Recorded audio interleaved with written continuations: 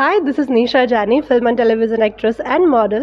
And આ film વિશે થોડી વાત કરું તો તમે નામ પરથી આઈડિયા આવશે કે મોડર્ન ડેઝ બ્રોકન હાર્ટ એટલે કે આજનો જે જમાનો છે આપણો જે જનઝી છે સિચ્યુએશનશિપ છે ગોસ્ટિંગ છે એ બધું આની અંદર અમે લોકોએ બતાવ્યું છે.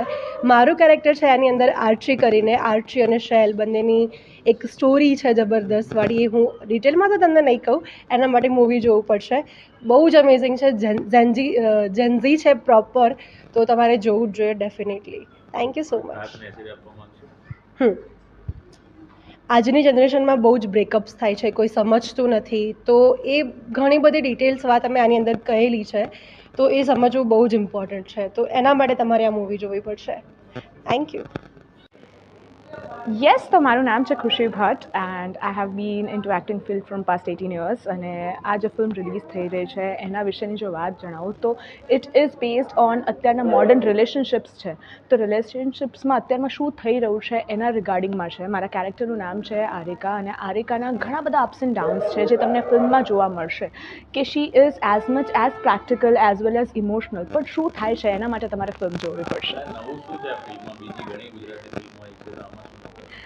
ઘણી બધી ગુજરાતી ફિલ્મો આવે છે, પણ મોડર્ન રિલેશનશિપ્સ આપણે હંમેશા એ વસ્તુ જોતા હોઈએ છીએ કે રિલેશનશિપ્સ ઇમ્પોર્ટન્ટ છે, પણ એમાં પણ અત્યારની સિચ્યુએશન જો આપણે જોઈએ તો ઘણી બધી સિચ્યુએશન ડિફરન્શિએટ થતી હોય છે અને એ જ સિચ્યુએશનને લઈને આ ફિલ્મ આવી રહી છે, જે તમને એકચ્યુઅલમાં સિચ્યુએશન શું છે એ તમને બતાડશે. ફિલ્મમાં અનિકેત દરજી, એના સિવાય આર્મી વાજા, નૈસર્ગ મિસ્ત્રી, નિશા જાની, હું આટલા લોકો છીએ. એના સિવાય પણ ઘણા બધા કિરદારો છે જે તમને જોવા મળશે. સેટ પરનો એવો કોઈ કિસ્સો જે તમે શેર કરવા માંગતા હો? સેટ પરના કિસ્સાની વાત કરીએ તો એવા ઘણા બધા કિસ્સા છે જે અમને લોકોને યાદ છે કે બેઝિકલી અગર જો મારીને આર્મીની વાત કરીએ કે મારીને નૈસર્ગની વાત કરીએ તો વી હેવ બીન ફ્રેન્ડ્સ અને હું ને નૈસર્ગ ઓલમોસ્ટ 11 યર્સથી ફ્રેન્ડ્સ છીએ.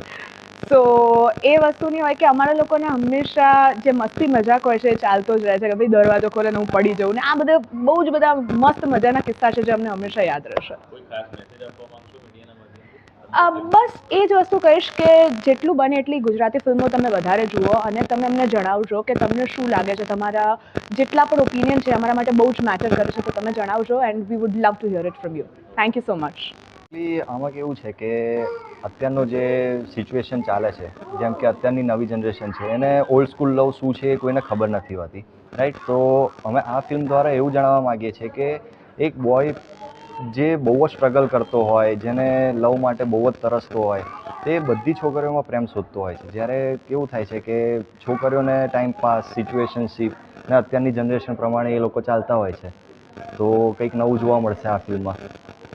મેસેજ આપવા માંગતો યંગસ્ટરને એટલો જ મેસેજ આપવા માંગીશ કે કંઈ બી સિચ્યુએશન હોય, તમે પહેલાં તમારા ફેમિલીનું જુઓ, ત્યાર પછી તમારું કરિયર હેન્ડલ કરો અને ત્યાર પછી લવ છે એ થવો જોઈએ. ના નહીં પણ એટલા બધા બી ઇન્વોલ્વ ના થાઓ કે જેના લીધે તમારી લાઈફ સ્પોઇલ થાય અને જેની લીધે તમારું આખું ફેમિલી સફર કરે, રાઈટ.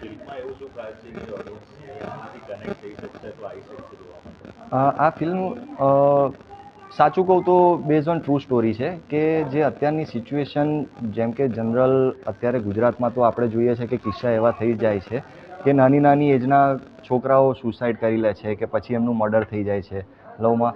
તો તમને એ બધું રિયલિસ્ટિક જોવા મળશે આમાં.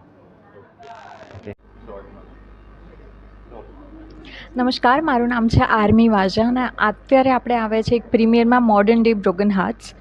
આ મૂવી જેન્ઝીને હોય કે પછી મિલેનિયલ્સ હોય, બધાને બહુ જ ટાર્ગેટ કરે છે, બધાને સાથે કનેક્ટ કરે છે, બિકોઝ રિલેટેબલ કોન્ટેન્ટ બનાવવામાં આવે છે આમાં કે આજના જમાનામાં, બિકોઝ સિચ્યુએશન્સ બધી ચેન્જ થતી હોય છે, પણ આજના જમાનામાં બી બ્રોકન હાર્ટ્સ હોય છે, રિલેશનશિપ બધાને તૂટતા હોય છે, પણ બધાને અલગ અલગ રીતે કે કેવી રીતે સેટ થતા હોય છે એમાં, કે કેવી રીતે એમના રિસ્પોન્સ હોય છે, એના ઉપર આ મૂવી છે. અને બહુ જ સરસ આનું શૂટ રહ્યું છે. આઈ વુડ વોન્ટ કે તમે બધા આ મૂવી જોવા આવો. Thank you. જશમીત કુમાર અને હું ગુજરાતી ફિલ્મ ઇન્ડસ્ટ્રીમાં એઝ અ રાઇટર ડિરેક્ટર કામ કરું છું. કહેવાય છે ને કે કર્મનો કાનૂન અલગ છે. થોડા ટાઈમ પહેલાં એક લખાઈ હતી અન્યાશા, જે હું પોતે લખી હતી, અને ઘણા વાર શૂટ કર્યા પછી બી આનું કોઈ રિઝલ્ટ નહોતું આવતું, એક કોઈને કોઈ કારણસર એ અટકી જતું હતું. અને એવા ટાઈમે મારો સાથ આપ્યો તો મારા મિત્ર શૈલેષભાઈએ, અને એ કન્ટેન્ટ બહાર આવ્યા પછી કહેવાય છે ને કે દોસ્તી નિભાવવા માટે અમે એક એમનો જૂનો કન્ટેન્ટ લીધો, જે પડ્યો છે એ એમનું સપનું પૂરું અમે કર્યું. અને બસ આવી રીતે જ મળીને અમે આગળ બી કામ કરતા રહેવી ઈચ્છા છે. શૂટિંગ ક્યાં ક્યાં થયું છે? આનું શૂટિંગ મોસ્ટલી અમે અમદાવાદમાં જ કર્યું છે. લગભગ 12 થી 13 લોકેશન્સ છે જેની અંદર મોટી મોટી બ્રાન્ડ લોકોએ અમને સપોર્ટ કર્યું છે. ગોડફાધર છે, યુએસ પિઝા છે, પાપા લૂઈસ છે અને ઘણી બધી બીજી બ્રાન્ડ્સ છે જે લોકો અમને પર્સનલી સપોર્ટ કરી હતી અમને દર્શકોને લોકેશન્સ ક્યારે આપી. જોવા મળશે? આ લગભગ આ જ મંથમાં અમે લોકો આને યુટ્યુબ ચેનલ છે જે અમારી ઓલ્ડ મસ્ક એન્ટરટેનમેન્ટ એની પર અપલોડ કરવાના છે.